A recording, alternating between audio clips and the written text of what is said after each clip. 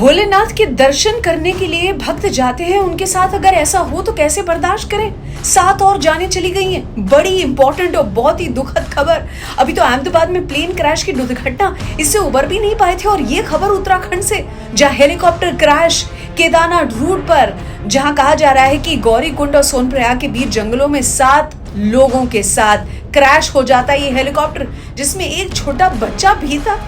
Initially जो पता चला था कि हेलीकॉप्टर का रडार से संपर्क टूट गया और जंगल में क्रैश हो जाता है ये हेलीकॉप्टर, तुरंत ही रेस्क्यू टीम ये रवाना हो जाती है। पायलट के साथ साथ 6 और यात्री हेलीकॉप्टर में जो सवार थे केदारनाथ धाम से गुप्त काशी आ रहे थे। और सुबह सुबह ये दुखद घटना, सुबह तकरीबन कहा जा रहा है कि 5:30 बजे के आसपास उड़ान भरी थी और गुप्त काशी लैंड करना था, लेकिन खराब मौसम के कारण हेलीकॉप्टर लापता हो गया और गौरीकुंड के जंगलों में, घने जंगलों में क्रैश होने की खबर। SDRF सिक्योरिटी एजेंसीज पहुंचने की कोशिश में थे क्योंकि काफी घना जंगल था।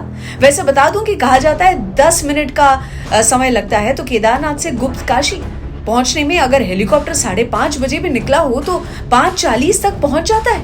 नहीं पहुंचा और मवेशी के लिए चारा या फिर घास लेने के लिए जो लोकल लोग जाते हैं, उन्होंने इन्फॉर्मेशन दी और पता चला कि टेक्निकल दिक्कत होगी या खराब मौसम के चलते ये आर्यन एविएशन का हेलीकॉप्टर ये क्रैश हो जाता है। ये भी बताते हुए बहुत दुख हो रहा है कि ऐसी हालत में शव मिले हैं कि IG गढ़वाल, इन्होंने कहा है कि DNA जांच के बाद ही शव जो है वो परिवारों को सौंपे जाएंगे। जला हुआ हिस्सा जो है पेड़ के पास नजर आता है और नेटवर्क खराब है, बॉडीज को रेस्क्यू करना ये डिफिकल्ट है। DGCA ने एक हेली एजेंसी इस पर रोक लगाई थी, ये पिछले दिनों की मैं बात कर रही हूँ, पर फिर भी रोक टोक के बगैर जैसे ये एजेंसीज ऑपरेट किए ही जा रही थी। CM धामी का स्टेटमेंट आया है, उन्होंने कहा है समिति बनाई जाएगी और एजेंसीज को मॉनिटर करके उनकी जांच की जाए। 4 धाम में हेलीकॉप्टर सेवाओं पर रोक लग चुकी है फिलहाल। Flying permissions, air travel clearance एक दिन पहले ऑपरेटर्स जो है DGCA से लेते हैं ये परमिशंस, और मौसम और मेंटेनेंस के हिसाब से परमिशन दी जाती है। लेकिन पायलट्स की ट्रेनिंग, वर्किंग आवर्स सही नहीं है। सूरज उग न जाए उससे पहले मतलब आने जाने की जरूरत ही क्या है। हर 2 मिनट में वहां पर मौसम बदलता है।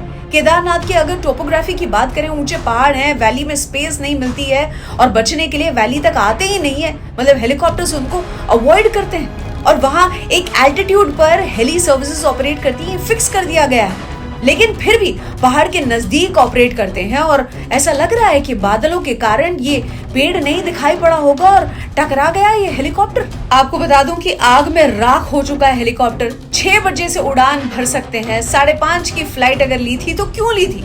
डेंस जंगल, खराब मौसम, रिस्क बढ़ जाता है। केदारनाथ की घाटी में 2-2 मिनट में मौसम बदलता है और केदारनाथ धाम में इसीलिए जो यात्रा शुरू हुई है, आप देखें 4 धाम में 5वां हादसा, 5 हफ्तों में 5 हादसे।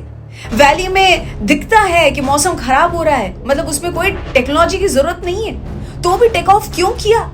सनराइज के बाद और सनसेट से पहले ही उड़ान भर सकते हैं। यमुनोत्री से गंगोत्री जाते हुए उन लोगों के साथ जो हादसा हुआ, केदारनाथ की इससे पहले वाली जो घटना, इमरजेंसी लैंडिंग करवाई थी, लोगों की जान बाल बाल बचा पाए थे, लेकिन फिर भी मौसम को नजरअंदाज करते हैं। और केदारनाथ में जब दिखता है कि वैली पैक हो रही है तो भी फ्लाई करने का रिस्क।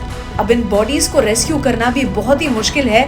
एक और ये हादसा, जो जान गंवा बैठे हैं उन यात्रियों के लिए, उन बाबा के भक्तों की आत्मा की शांति के लिए प्रार्थना करेंगे और उनके परिवारों को हिम्मत मिले इस कठिन समय काल में इसे बर्दाश्त करने के लिए। जय हिंद, जय भारत।